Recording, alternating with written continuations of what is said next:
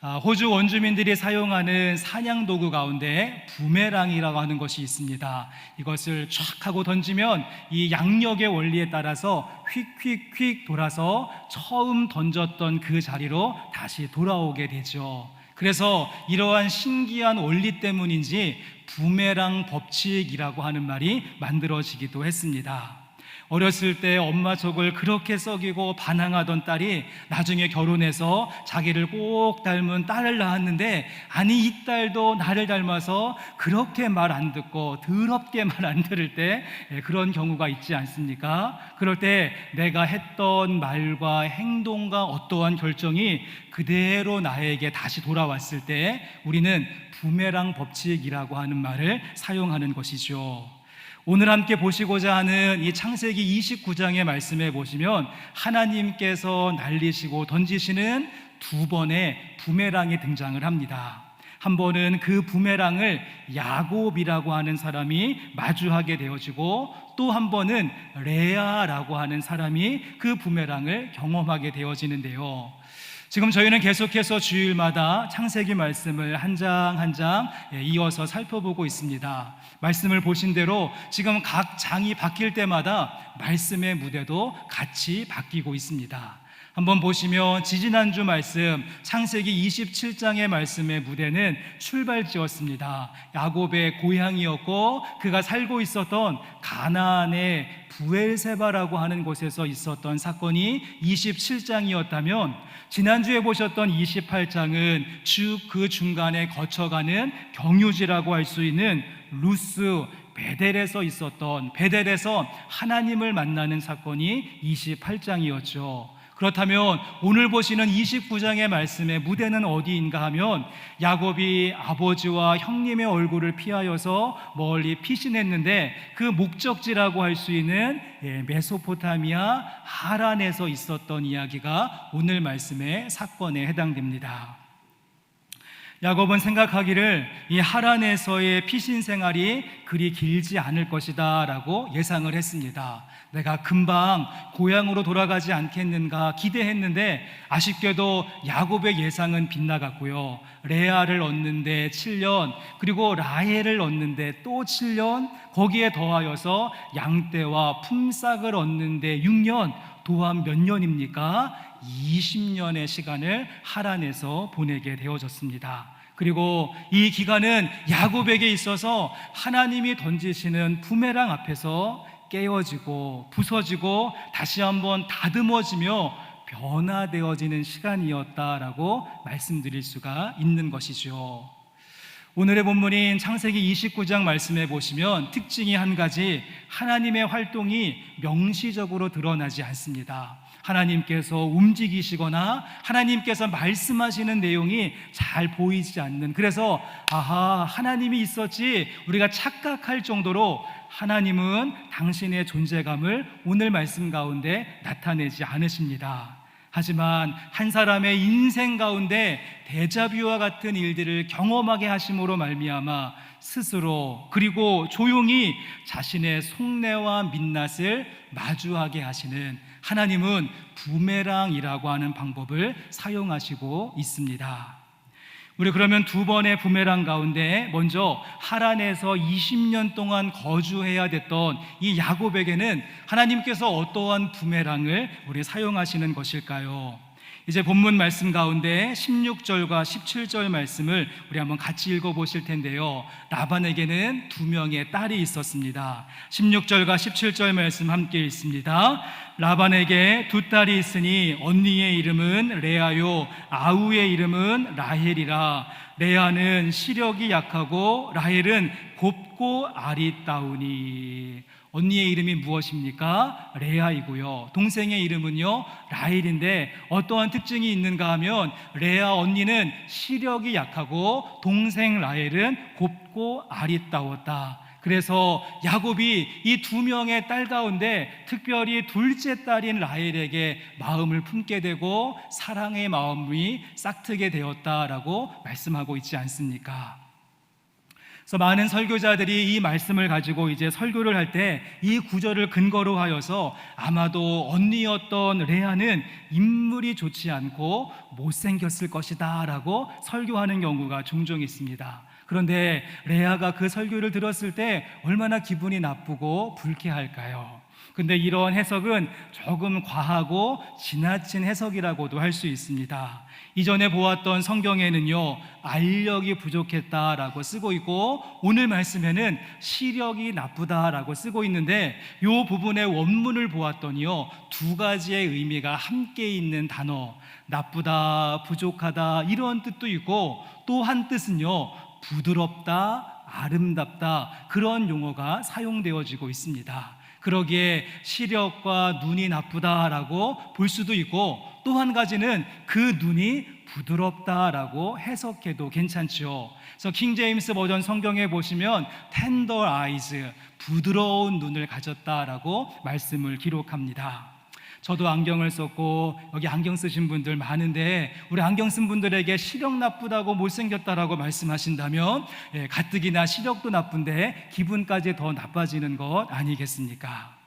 여러분, 그러게 이 구절을 시력 나쁘다라고 하는 말 대신에 이 눈매가, 눈이 부드럽다라고 하는 말로 한번 우리가 해석해 본다면, 아하, 이래서 야곱이 라헬을 좋아하고 사랑했구나, 그 이유를 알게 되어집니다.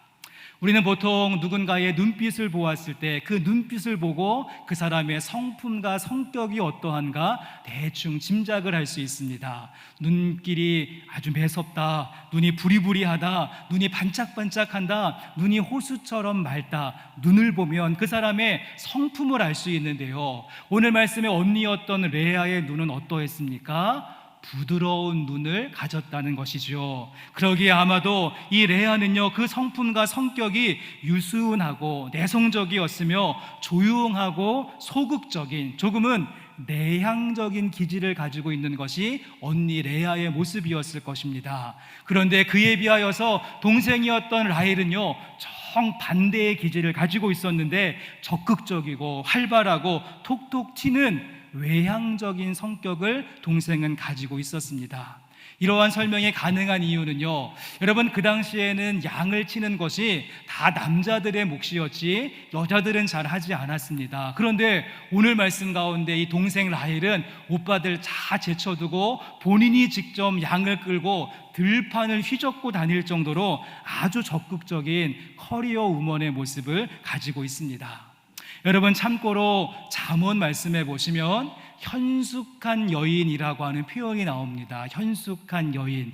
여러분 보시기에 현숙한 여인 어떠한 모습이라고 생각하시는지요? 그런데 이 잠언에 있는 현숙한 여인의 원문을 보시면 그 뜻이 팔뚝 굵은 여인, 그런 의미를 가지고 있습니다. 구약적인 배경에서는요, 현숙하다는 것이 그냥 조신하게 호호호 하면서 여성스러운 모습이 아니라 그 당시에는요, 팔뚝이 굵어서 무거운 것도 척척 들고 힘 좀 쓸 수 있는 여자가 현숙한 여자였습니다. 이런 면에서 오늘 말씀 속에 라헬도 그 우물 어귀에 있는 그 크고 무거운 돌을 힘있게 굴려버릴 정도로, 그리고 거기다가는 양떼들의 물을 먹일 정도로 아주 힘이 센 현숙한 여인이었는데, 우리 함께 예배하는 모든 여성 성도님들 현숙한 여인이 되실 수 있기를 바랍니다. 아무도 아멘을 안 하시네요. 뿐만 아니라 여러분, 다음 장인 30장의 1절 말씀도 보시면은 라헬의 성격을 알 수 있습니다. 라헬의 성격이 어떠했는지 30장 1절 말씀 보십시오. 라헬이 자기가 야곱에게서 아들을 낳지 못함을 보고 그의 언니를 시기하여 야곱에게 이르되 내게 자식을 낳게 하라. 그렇지 아니하면 어떻습니까? 내가 죽겠노라 라고 이야기합니다. 보통 경상도 남자들이 내 알을 낳아도 이렇게 이야기하는데, 오늘 말씀에는 라헬이 야곱을 찾아가서 나로 하여금 아들을 낳게 하라, 그렇지 않으면 내가 죽겠노라 라고 말할 정도로 자신의 감정과 자신의 생각을 거침없이 표현하는, 이렇게 적극적으로 말할 수 있는 외향적인 기질을 라헬은 가지고 있었습니다.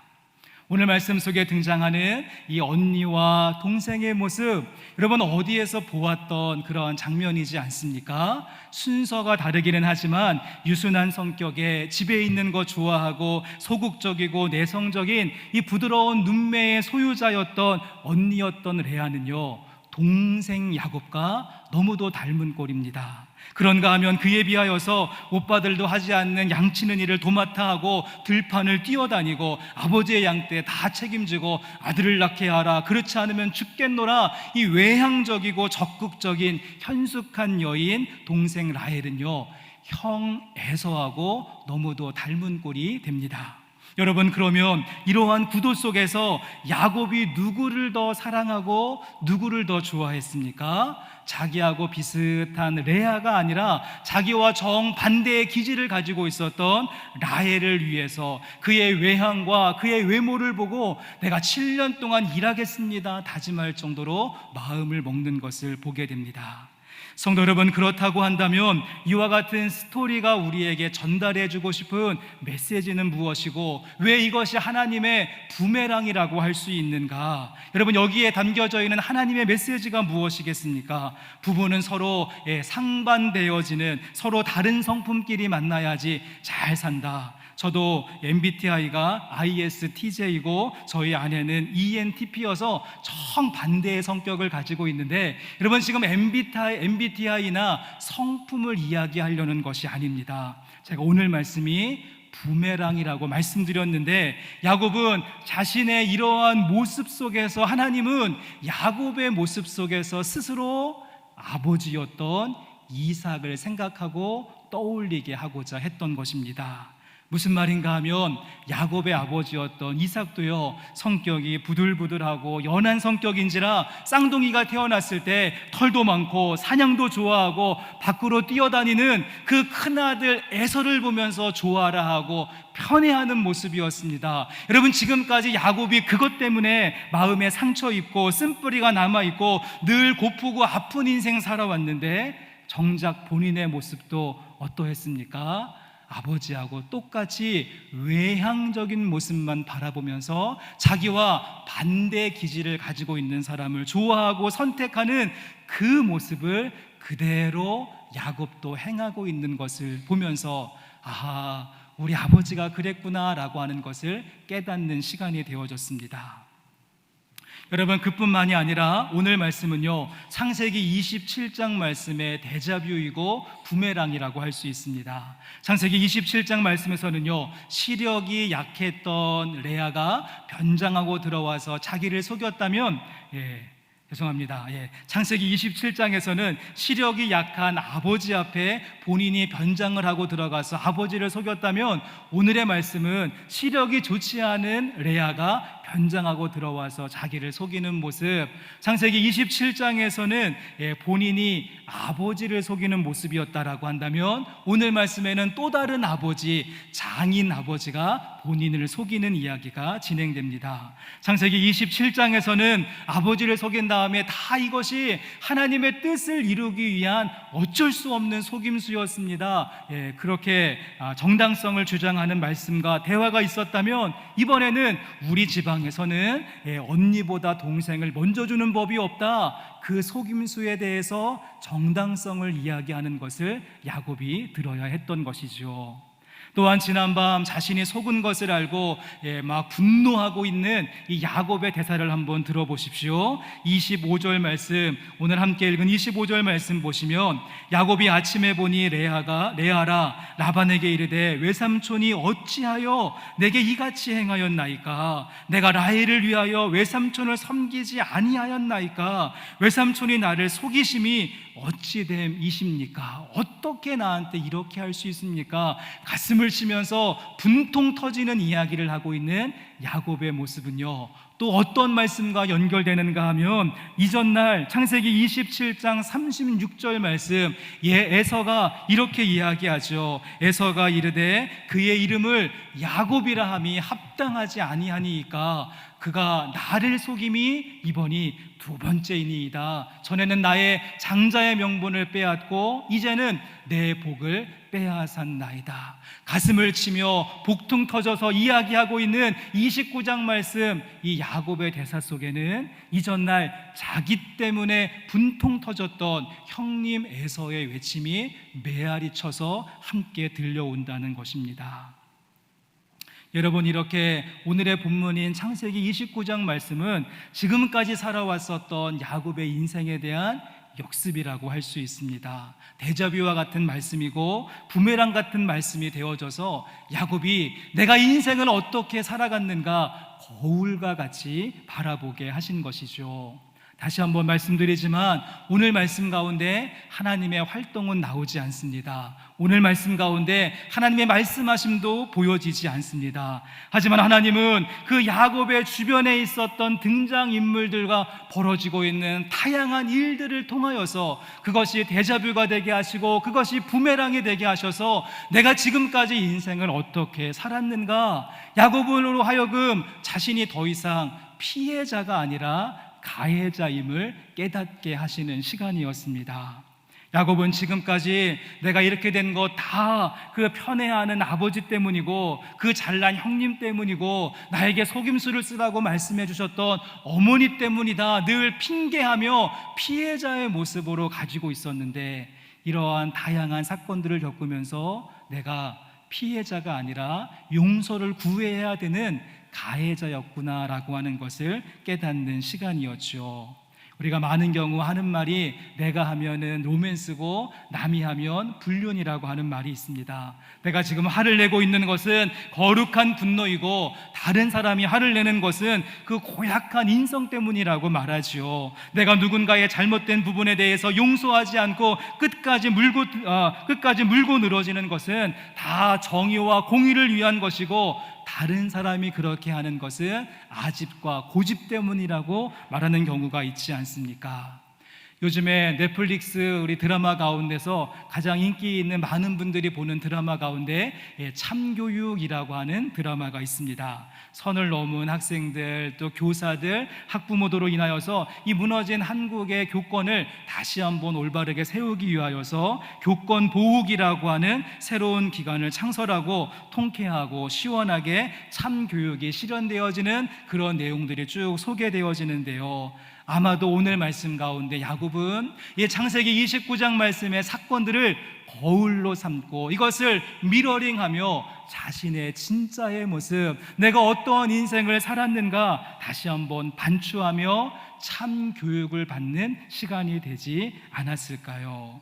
여러분, 이 말씀을 야곱에게만 거울로 주지 마시고 우리의 모습도 한번 돌아볼 수 있었으면 좋겠습니다. 우리 주변에 많은 사람들과 벌어지는 다양한 일들 속에서 우리의 진짜 모습을 보는 은혜가 있어야 하지 않을까요? 우리 하나님은 광야와 같은 환경을 통하여서도 우리를 훈련시키시고 연단시키시지만 또 때로는 광야와 같은 사람들을 통하여서도 우리를 다듬어 가실 것입니다. 바라기는 그때마다 우리 가운데 있는 이 야곱스러움이 꺾여지고 모나고 울퉁불퉁한 성품들이 부드럽고 단단해지며 더욱더 주님을 의지하는 인생으로 새로워질 수 있는 저와 여러분의 모습 될 수 있기를 주님의 이름으로 간절히 축복합니다. 자, 이제 그런가 하면 우리가 좀 관점을 바꾸어서 오늘 말씀에 또 하나의 부메랑이 있다라고 말씀드렸는데, 우리 이번에는 레아라고 하는 여인이 받게 되어지는 부메랑, 이것은 앞에서 보셨던 야곱과는 건 조금 다릅니다. 야곱은요, 하나님께서 참교육시키시기 위해서 그의 가슴을 팍 치시는 부메랑을 날리셨다면, 이번에는 레아의 마음을 위로하고 격려하고 보듬어 주시는 응답이라고 하는 부메랑을 보여주십니다. 저는 성경 말씀 속에 등장하는 많은 여성들 가운데 가장 기구하고 한많은 인생이 오늘 말씀 속에 레아가 아니었을까 생각해 봅니다. 많은 분들이 한많은 인생 하면 한나, 그래도 어떻게 이름까지 한나라고 짓지 않았겠는가라고 하면서 한나에 대해서 측은지심으로 바라보시는데, 저는 한나보다 한 단계 더 굴곡 있는 인생을 살았던 사람이 오늘 말씀 속에 레아가 아니었을까 생각합니다. 여러분, 한나는 그래도 끔찍한 남편의 사랑을 받는 모습이지 않았습니까? 그런데 오늘 말씀 속에 레아를 한번 생각해 보시면 동생 시집 가는 날, 동생 옷 입고 얼굴 다 가리고 자기 매부의 방으로 들어갈 때 그 마음과 심정이 어떠했을까요? 아버지가 시키지 않았을까요? 너 빨리 동생 옷 입어. 그리고 절대 불 켜면 안 돼. 얼굴 가리고 있는 거 벗지 마. 여러분, 그런 지시를 받고 야곱의 방에 들어갈 때 여성으로서 그 마음과 심정이 어떠했을까? 그리고 7년을 수일같이 여기면서 자신의 동생에게 모든 마음 빼앗겨 있는 자신의 남편인 야곱을 바라보아야 됐던 그 여성, 그 레아의 마음과 심정, 여러분 이해가 되십니까? 정말이지 막장 드라마에나 나올 것 같은 그러한 스토리인데, 오늘 말씀 가운데 놀라운 점은 무엇인가 하면 하나님은 이렇게 한많은 인생을 살고 있고 굴곡진 인생을 살고 있었던 레아의 삶을 기억하시고 찾아와 주셨다는 사실입니다. 우리 본문 말씀 가운데 31절의 말씀, 31절 말씀 같이 읽으시겠습니다.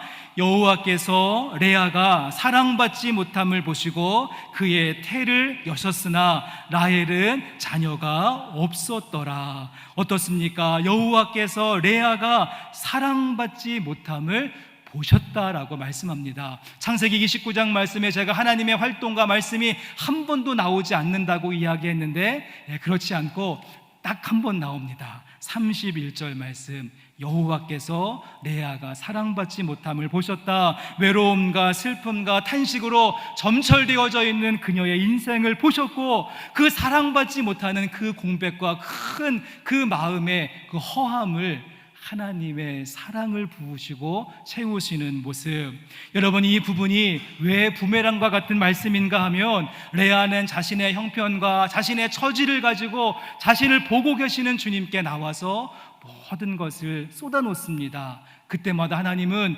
응답의 부메랑으로서 아들을 낳게 하시고 그 아들들의 이름을 지어가시는 이야기가 말씀 속에 쭉 이어집니다. 한번 보시면은 32절부터 레아가 이제 4명의 아들을 낳게 되어지는데요, 차근차근 그 이름들을 소개합니다. 32절에 첫째 아들 루벤을 낳고 난 다음에 여호와께서 나의 괴로움을 돌보셨다라고 하고요, 그 다음에 32절에 둘째 아들 시므온을 낳고는 여호와께서 내가 사랑받지 못함을 들으셨도다. 그 다음 절인 34절은 셋째 아들 레위를 낳고는 내 남편이 지금부터 나와 연합할 것이다. 35절 말씀, 마지막 넷째 아들을 낳고 유다의 이름을 지으면서 내가 이제 여호와를 찬송하리라. 말씀은 계속해서 레아와 하나님 사이에 부메랑같이 기도하고 응답받고 아들을 낳고 이름을 짓는 이 과정이 쭉 소개되어지는데, 여러분 유심히 보시면 변화의 과정들이 있습니다.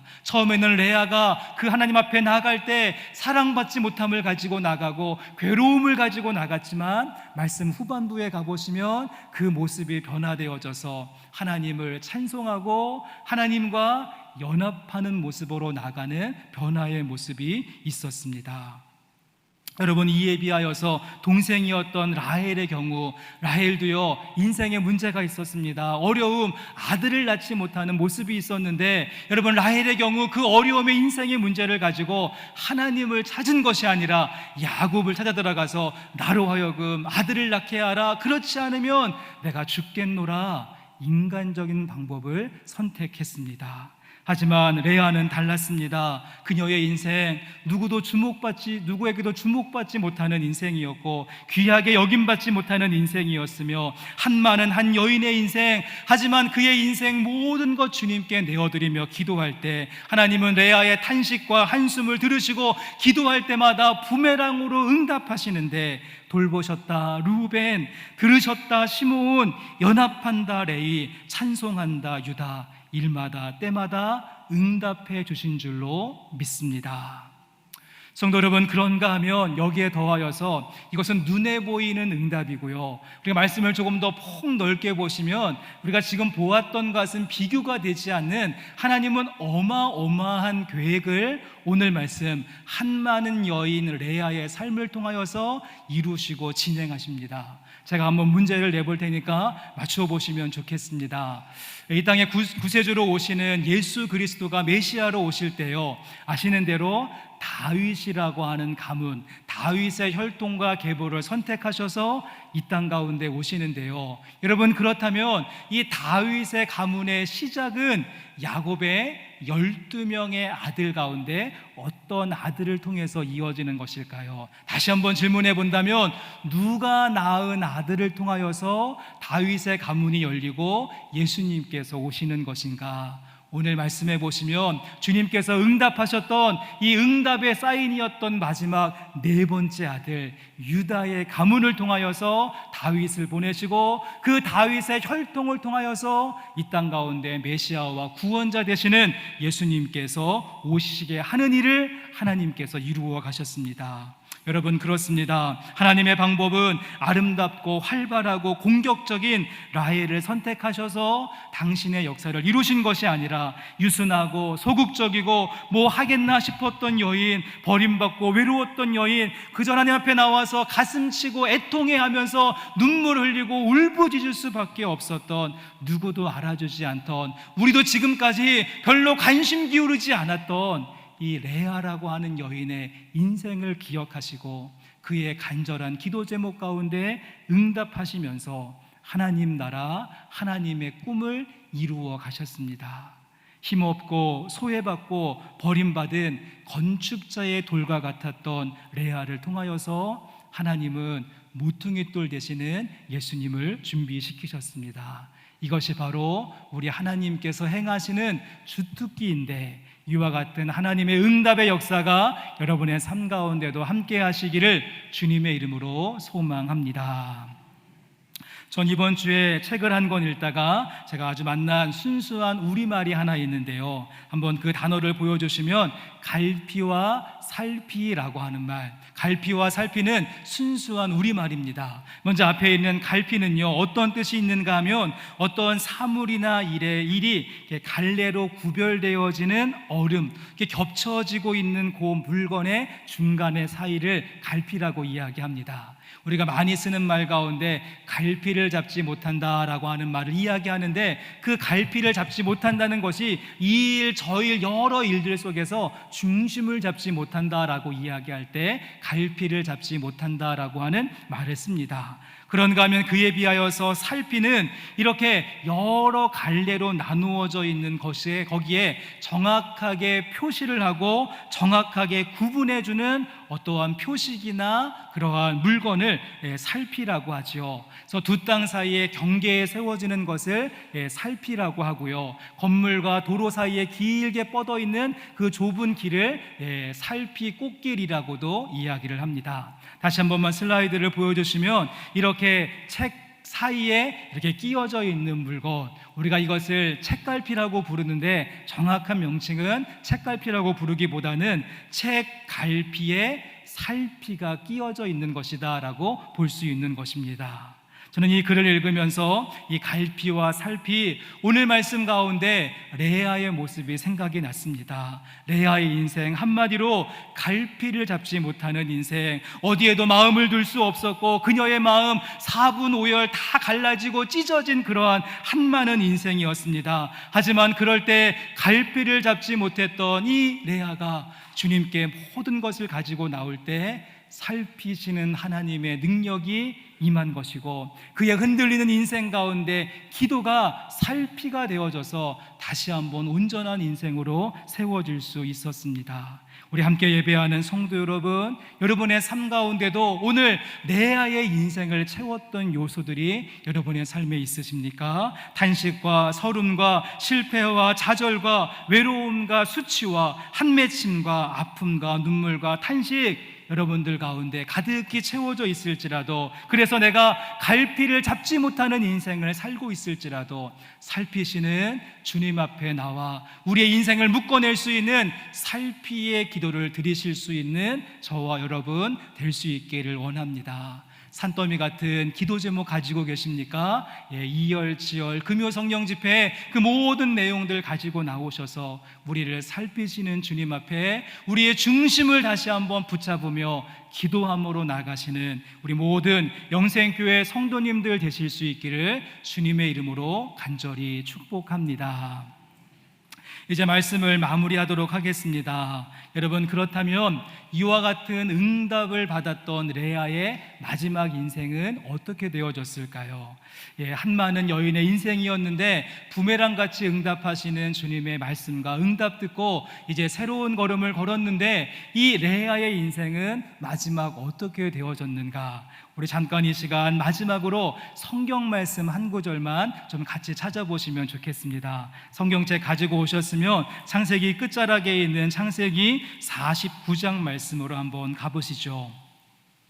이 창세기 49장은 야곱이, 이스라엘이 이제 마지막으로 12아들을 축복하고 마지막 유언을 남기는 말씀이 창세기 49장인데요. 창세기 49장 29절 말씀부터 보시면 마지막으로 야곱이 이러한 유언을 남깁니다. 제가 한번 읽어보겠습니다. 그가 그들에게 명하여 이르되 내가 내 조상들에게로 돌아가리니 나를 햇사람 에브론의 밭에 있는 굴에 우리 선조와 함께 장사하라. 이 굴은 가나안 땅 마므레 앞 막벨라 밭에 있는 것이라. 아브라함이 햇사람 에브론에게서 밭과 함께 사서 그의 매장지를 삼았으므로. 여기까지는 별다른 내용이 없습니다. 여러분, 그런데 그 다음 절인 31절 말씀도 이어서 보시면 아브라함과 그의 아내 사라가 거기 장사되었고 이삭과 그의 아내 리브가도 거기에 장사되었으며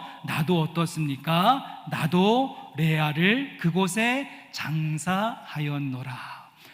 야곱의 마지막 유언이 무엇이었는가 하면 나의 열조들이 있는 그 무덤에 나를 레아와 함께 묻어달라라고 하는 마지막 유언이었던 것입니다.